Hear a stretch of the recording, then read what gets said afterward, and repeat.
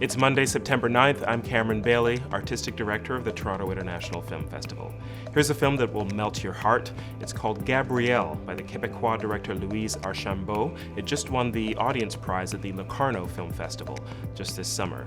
It's the story of a young woman with a developmental disability who lives in a facility with similar adults, and she is at the point where she's beginning to discover herself as a woman. She meets a man there. She wants to start a relationship with him. They're beginning to fall in love, but the authorities and the system that keeps them in their place doesn't really allow that. And so it's really the story of a woman who, without some of the usual tools that many other adults have, has to find her way through navigating love, desire, sex, and everything that falls from that. It's a beautiful film, great performance at the center of the story by a woman who actually does have Williams syndrome herself, and another great film from Louise Archambault. It's called Gabrielle. Here are two films that will make you think. Home from Home is the new work by the German director Edgar Reitz. He made his name with a series called Heimat, which was made both in film and television. Long series that chronicle life in the Ruhr Valley in Germany from the beginning of the 20th century up through the fall of the Berlin Wall and the aftermath.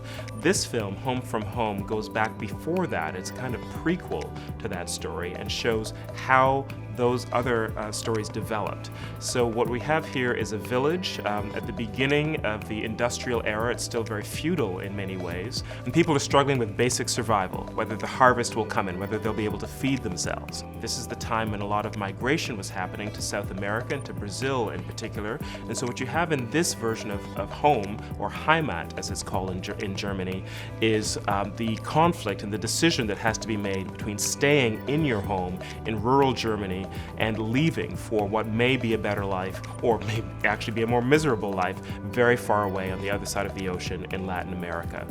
The film is beautifully shot in pristine, stunning black and white with these beautiful, quite poetic flashes of color. Edgar Reitz really is a master director, and Home from Home, Chronicle of a Vision is a masterful new film.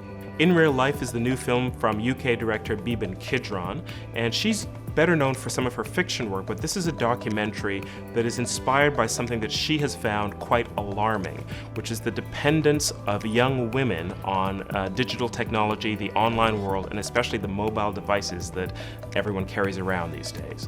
So what we see in the documentary is a portrait of a number of girls who have become so dependent on their mobile devices that they will do almost anything for them.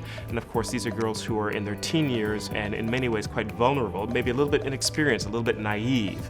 And there are some horrific stories in here about what girls will do to get the latest mobile phone or to retrieve a mobile phone that's been taken from them, how they communicate, how much time they spend, how much information they reveal about themselves online. And what you begin to understand is that we are witnessing a new generation of young people, a new kind of adolescence that happens largely in social media spaces and less face-to-face, although it can have very real-world consequences. We're showing In Real Life as part of our Mavericks Conversation series. We'll show the film, followed by an extended conversation with director Beeban Kidron about some of the very pressing issues that her film raises.